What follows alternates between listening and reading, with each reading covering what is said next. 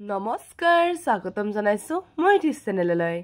আজি ভিডিঅ'ৰ বিষয়বস্তু লৈ আহিছো তৃতীয় শ্ৰেণীৰ আমাৰ চৌপাশৰ পৰিৱেশ কিতাপখনৰ অধ্যায় 3 প্ৰকৃতিৰ অৱদান অধ্যায়ৰ পাঠ 10 আকাশৰ কথা এই পাঠটিত যিমানবোৰ পঢ়ি দিবলগীয়া আছে আটাইবোৰ পঢ়ি দিয়াৰ লগতে যিমানবোৰ প্ৰশ্ন আছে আটাইবোৰৰ উত্তৰ সহ আলোচনা কৰা হ'ব যদি আপোনালোকৰ এই ভিডিঅ'টো চাই ভাল লাগে তেন্তে লাইক কমেন্ট শেয়াৰ কৰিব আৰু যদি মোৰ চেনেলটোলৈ নতুনকৈ আহিছে তেতিয়াহলে সাবস্ক্ৰাইব কৰিবলৈ নাপাহৰিব এতিয়া আহকচোন পলম নকৰি ভিডিঅ'টো আৰম্ভ কৰো পাঠ 10 আকাশৰ কথা গাও আহা পুৱাতে উঠি আকাশলৈ চালো ৰঙা এটা বল যেন বেলিটো দেখিলো লাহে লাহে বেলি ককাই ওপৰলৈ যায় পোহৰ বেছি ৰদ বেছি গৰম লাগে ভাই তৰাবোৰ দেখিলো নিখাৰ আকাশত তিৰবিৰ কৰি থাকে জোনবাইৰ লগত তো আমাক এটা সৰুকৈ ছন্দ মিলোৱা কবিতা আকাৰে এটা গীত গাবলৈ দিলে আৰু এটা আমি গাই উঠিলো এতিয়া আমাক ক্ৰিয়াকলাপ একটো দিছে যে ওপৰত দিয়া পদ্যটো পঢ়া আৰু কবি ছবি কেইখন চাই দিন আৰু ৰাতিৰ আকাশত কি কি দেখা পোৱা যায় তালিকাখনত লিখা এতিয়া দিনৰ আকাশত আমি কি কি দেখিবলৈ পাওঁ আৰু ৰাতিৰ আকাশত আমি কি কি দেখিবলৈ পাওঁ হেয়া লিখিব দিছে এতিয়া আমি যদি চাবলৈ যাওঁ দিনৰ আকাশত আমি কি দেখিবলৈ পাওঁ পুনতে আমি বেলি দেখিবলৈ পাওঁ হয়নে বেলি দেখিবলৈ পাওঁ চৰাই চিৰিকটি দেখিবলৈ পাওঁ তো এনেকুৱা কথাবোৰ আমি লিখিব পাৰো আৰু ৰাতিৰ আকাশত আমি জোনবাই দেখিবলৈ পাওঁ তৰা দেখিবলৈ পাওঁ তেনেকুৱা ধৰণৰ হ'ব এতিয়া আমাক দিছে বেলি ওলালে দিন হয় আৰু বেলি মাৰ গলে ৰাতি হয় পুৱা আৰু সন্ধিয়া সময়ত বেলিটোলৈ চালে ডাঙৰ ৰংচোৱা এটা বলৰ দৰে দেখি দুপৰীয়া বেলিটোলৈ পোনপটীয়াকৈ চাব নোৱাৰি কিয়নো বেলিৰ তীব্ৰ পোহৰ চকুৱে সহ্য কৰিব নোৱাৰে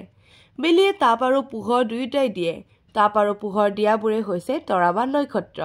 সেইবাবে বেলি এটা নক্ষত্ৰ বেলিটোক সূৰ্য বুলিও কোৱা হয় কেতিয়াবা ৰাতিৰ ফৰকাল আকাশখনলৈ ভালদৰে মন কৰিছানে আমি কি দেখো বাৰু আমি ৰাতিৰ আকাশত জিলিকি থকা তৰা কিছুমান দেখিবলৈ পাওঁ তৰাবোৰৰ কিছুমানক নক্ষত্ৰ আৰু আন কিছুমানক গ্ৰহ আৰু উপগ্ৰহ বোলে নক্ষত্ৰবোৰৰ নিজা পোহৰ আছে গ্ৰহ আৰু উপগ্ৰহৰ নিজা পোহৰ নাই নক্ষত্ৰবোৰে সূৰ্যৰ নিচিনাকৈ জ্বলি থাকি পোহৰ দিয়ে আমাৰ পৃথিৱীখনো এটা গ্ৰহ পৃথিৱীৰ নিজা পোহৰ নাই পৃথিৱীয়ে সূৰ্যৰ পৰাই পোহৰ পায় এইখিনিত আমি জানিবলগীয়া কথা বহুতখিনি পালো যে কিহৰ পোহৰ বা কিহৰ নিজা পোহৰ আছে বা কিহৰ নিজা পোহৰ বা তাপ আছে তো নক্ষত্ৰবোৰৰ কি আছে নিজা পোহৰ আছে আৰু আমি যি সূৰ্য দেখিবলৈ পাওঁ সেই সূৰ্য নিজা তাপো আছে আৰু লগতে নিজা পোহৰো আছে ঠিক আছে আৰু আমাৰ পৃথিৱীখন কি হয় এটা গ্ৰহ হয় আৰু আমাৰ এই পৃথিৱীৰ নিজা পোহৰ নাথাকে কিন্তু কাৰ পৰা সেই পোহৰ পায় সূৰ্যৰ পৰা সেই পৃথিৱীয়ে পোহৰ পায় এতিয়া আমাক নেক্সট কি দিছে পৃথিৱীৰ পৰা উৎক্ষেপণ কৰা কিছুমান কৃত্ৰিম উপগ্ৰহ আকাশত জিলিকি থকা দেখা যায় তৰাবোৰ আমাৰ পৰা বহু দূৰত থকা বাবে আমি হিহঁতক সৰু দেখো আমি তৰাবোৰ দিনত নেদেখো কাৰণ সূৰ্যৰ পোহৰ তৰাৰ পোহৰতকৈ বহুত বেছি তীব্ৰ ইয়াতে কি কৈছে যে আমি তৰাবোৰ দিনত এই কাৰণে নেদেখো কাৰণ সূৰ্যৰ পোহৰ তৰাৰ পোহৰৰ তুলনাত বহুত বেছি কি হয় তীব্ৰ হয় আকাশত থকা সকলো গ্ৰহ নক্ষত্ৰৰ লগতে আমাৰ পৃথিৱীখনেও একোটা নিৰ্দিষ্ট গতিপথৰে সূৰ্যৰ চাৰিওফালে ঘূৰি আছে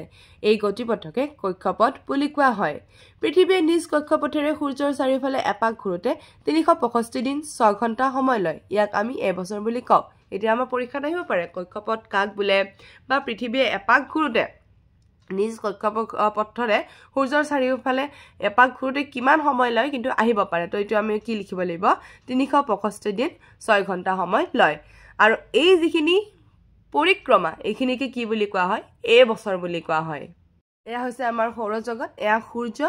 সূৰ্যৰ পিছত এয়া আছে বুধ তাৰপিছত শুক্ৰ তাত পৃথিৱী অৰ্থাৎ এই পৃথিৱীতে আমি বাস কৰো এয়া আছে মংগল গ্ৰহ এয়া হৈছে বৃহস্পতি এয়া শনি এয়া হৈছে ইউৰেনাছ আৰু এয়া হৈছে নেপচুন অৰ্থাৎ এয়া হৈছে কি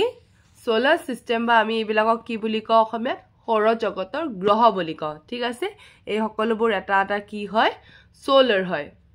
এতিয়া আমাক দিছে পৃথিৱীকে ধৰি সকলো গ্ৰহ উপগ্ৰহক লৈ সূৰ্যৰ পৰিয়ালটো গঠন হৈছে এতিয়ালৈকে জনামতে সূৰ্যৰ পৰিয়ালত ৮টা গ্ৰহ বহুতো উপগ্ৰহ আৰু গ্ৰহাণুপুঞ্জ আছে এয়াই সৌৰজগতত সূৰ্যৰ পৰা ক্ৰমে আঁতৰলৈ থকা গ্ৰহ কেইটা হ'ল বুধ শুক্ৰ পৃথিৱী মংগল বৃহস্পতি শনি ইউৰেনাছ আৰু নেপচুন এইটো পৰীক্ষাত আহিব পাৰে দেই এই ৮টা গ্ৰহই সূৰ্যৰ চাৰিওফালে ঘূৰে তাৰ পিছত আমাক দিছে চন্দ্ৰ পৃথিৱীৰ উপগ্ৰহ অৰ্থাৎ ই পৃথিৱীৰ চাৰিওফালে ঘূৰি থাকে চন্দ্ৰৰ পৃষ্ঠত সূৰ্যৰ পোহৰ প্ৰতিফলিত হয় হেহে আমি চন্দ্ৰটোক উজ্জ্বল দেখো ইয়াৰ নিজৰ তাপ আৰু পোহৰ নাই চন্দ্ৰৰ কিন্তু কি নাই নিজা তাপো নাই নিজা পোহৰো নাই কিন্তু সূৰ্যৰ আকৌ নিজা তাপো আছে নিজা পোহৰো আছে পাৰ্থক্য হিচাপে আমি এটো ধৰিব পাৰো তাৰ পিছত দিছে পূৰ্ণিমাৰ ৰাতি আইতাই নাতিনীৰ সৈতে কথা পাতিছে নাতি আজি আকাশত জোনটো ইমান ডাঙৰ দেখা গৈছে পোহৰো হৈছে বেলিটোৰ সমান যেন লাগিছে নহয়নে আইতা হয় তোমালোকে ঠিকই ধৰিছা আজি জোনটো বৰ ডাঙৰ যেন লাগিছে কাৰণ আজি পূৰ্ণিমাৰ দিনাখন জোনৰ পোহৰ অধিক উজ্জ্বল হয় জোনটো বেলিৰ সমান ডাঙৰ যেন দেখিছা যদিও আচলতে ই বেলিটোৰ সমান ডাঙৰ নহয় নাতিনী তেনেহলে আজি দুয়োটাকে ইমান সমান দেখা গৈছে কিয় আইতা বেলিটো আমাৰ পৰা বহুত বেছি দূৰত আছে তাৰ তুলনাত জোনটো ওচৰত থকা বাবে জোনটোক বেলিৰ সমান যেন দেখা গৈছে তো আমি গম পালো যে কিয় আমি পূৰ্ণিমাৰ সময়ত মানে যেটো আমাৰ জোন সেই জোনটো আমি কিহৰ নিচিনাই দেখিবলৈ পাওঁ বেলিৰ নিচিনা আমি ডাঙৰ দেখিবলৈ পাওঁ ঠিক আছে এইখিনি ধুনিয়াকৈ দিয়া হৈছে আৰু এই প্ৰশ্নটো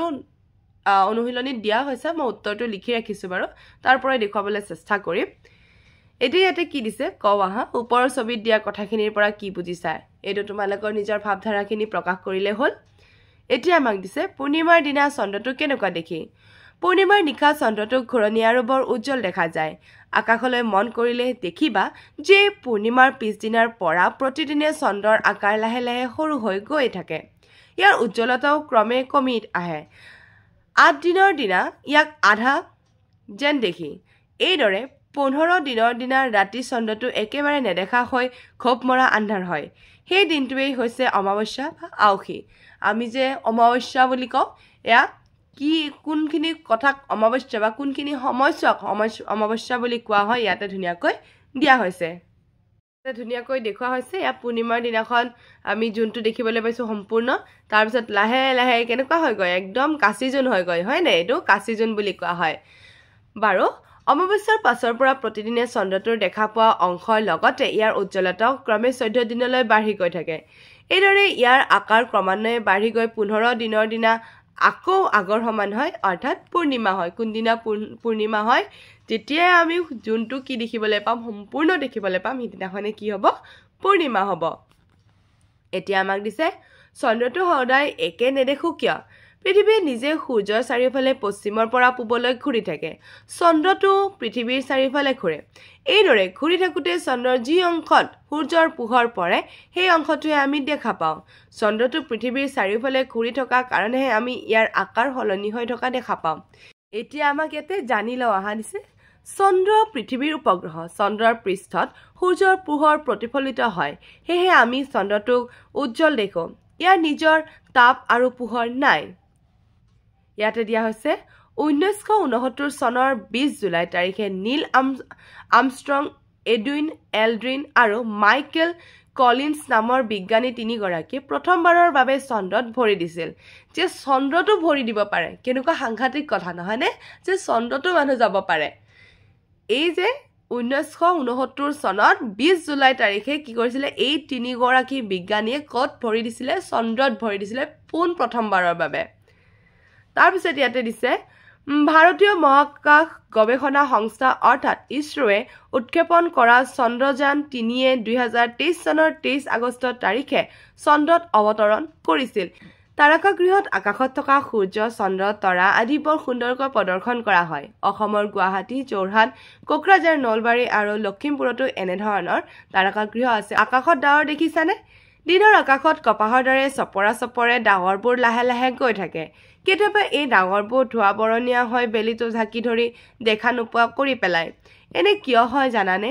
ৰ'দৰ তাপত খাল বিল নদ নদী জান-জুৰি সাগৰ হ্ৰদ আদিৰ পানী জলীয় বাষ্প হৈ আকাশলৈ উৰি গৈ থাকে ক্ৰমান্বয়ে ওপৰলৈ যোৱাৰ লগে লগে ই চেঁচা হ'বলৈ ধৰে আৰু চেঁচা হোৱাৰ ফলত পানীৰ কণিকালৈ ৰূপান্তৰিত হয় এই কণিকাবোৰৰ সমষ্টিয়ে হ'ল ডাৱৰ বা মেঘ ডাৱৰ বা মেঘ কি হয় সেই কথাটো মই ইয়াতে চিন দি থৈ দিছোঁ যাতে ছাত্ৰ-ছাত্ৰীসকলৰ সুবিধা হয় আৰু ডাৱৰৰ পৰাই কি সৃষ্টি হয় বৰষুণ সৃষ্টি হয় ডাৱৰৰ পৰাই বৰষুণ হয় আকাশত ৰামধেনু দেখিছানে কেতিয়াবা বৰষুণ দিয়াৰ পাছত পুৱা বা আবেলি সূৰ্যৰ বিপৰীত ফালে বাৰেৰ বৰণীয়া ধেনুভিৰিয়া ৰামধেনু দেখা যায় বৰষুণ দিয়াৰ পাছত মেঘত থকা পানীৰ কণিকাবোৰত যেতিয়া বেলিৰ পোহৰ পৰে তেতিয়া ৭ ৰঙৰ ধেনুভিৰিয়া ৰামধেনুৱে দেখা দিয়ে ৰামধেনুৰ ৭টা ৰং বেঙুনীয়া ঘন নীলা নীলা সেউজীয়া হালধীয়া সুমথিৰা আৰু ৰঙা পৰীক্ষাত ৰামধেনুৰ ৰং কেইটা আৰু কি কি আহিব পাৰে দেই এতিয়া আমাক দিছে আকো আহা তোমালোকৰ বহিত ৰামধেনুৰ ছবি এখন আঁকা এইটো তোমালোকে নিজে কৰিবা প্ৰকল্পটো তোমালোকে নিজেই কৰিবা বাকি ইয়া তোমালোকক দলীয় কাৰ্য দিছে এইখিনিও তোমালোকৰে কাম হয় ঠিক আছে আৰু ইয়াতে এটা দিছে বাৰু যে সূৰ্যটো নথকা হলে আমাৰ কি হলেহেঁতেন সূৰ্যটো নথকা হলে আমি পোহৰ নাপালো হয় আমি তাপ নাপালো হয় হয়নে এই যিটো আমি গৰম ঠাণ্ডাৰ যি অনুমান কৰি আছো এইবিলাক কোনো ধৰণৰ অনুভৱ আমি নাপালোহেঁতেন ঠিক আছে অনুশীলনীৰ প্ৰথম প্ৰশ্নটোৱে ৰখা হৈছে উত্তৰ লিখা ক চন্দ্ৰটোৰ আকাৰ সলনি হৈ থকাৰ কাৰণ কি ইয়াৰ উত্তৰ মই ধুনীয়াকৈ বহীখনত লিখি ৰাখিছো তাৰ পৰাই দেখাবলৈ চেষ্টা কৰিছো চন্দ্ৰটোৰ আকাৰ সলনি হৈ থকাৰ কাৰণ কি উত্তৰ চন্দ্ৰটো পৃথিৱীৰ চাৰিওফালে ঘূৰি থকাৰ কাৰণে চন্দ্ৰটোৰ আকাৰ সলনি হৈ থাকে খটো দিছে আমাক ৰামধেনুৰ ৰং কেইটা আৰু কি কি উত্তৰ হ'ব ৰামধেনুৰ ৰং ৭টা বেঙুনীয়া ঘন নীলা নীলা সেউজীয়া হালধীয়া সুমথিৰা আৰু ৰঙা গ প্ৰশ্নটো আমাক দিছে তৰাবোৰ দিনত নেদেখাৰ কাৰণ কি উত্তৰ তৰাবোৰ দিনত নেদেখো কাৰণ সূৰ্যৰ পোহৰ তৰাৰ পোহৰতকৈ বহুত বেছি তীব্ৰ তো এইখিনি হল একৰ ক খ গৰ উত্তৰ যেহেতু এইকেইটা প্ৰশ্ন আছিল মই একেলগে পঢ়ি দি গৈছো ঠিক আছে এতিয়া ২ নম্বৰটো দিছে শুদ্ধ উত্তৰটো বাছি উলিয়াই ৰাইট চিন দিবা কটো দিছে পৃথিৱীৰ আটাইতকৈ ওচৰত চন্দ্ৰ সূৰ্য তৰাবোৰ আছে ইয়াৰে উত্তৰটো হ'ব চন্দ্ৰ আছে খটো পূৰ্ণিমাৰ পৰা অমাৱস্যালৈ ১০-১৫ দিন সময় লাগে উত্তৰ হ'ব ১৫ দিন গ ৰামধেনুৰ ৰং মুঠতে ৫টা ৭টা উত্তৰ হ'ব ৭টা ৩ নম্বৰটো দিছে খালি ঠাই পূৰ কৰা ক সূৰ্যৰ নিজা তাপ আৰু পোহৰ আছে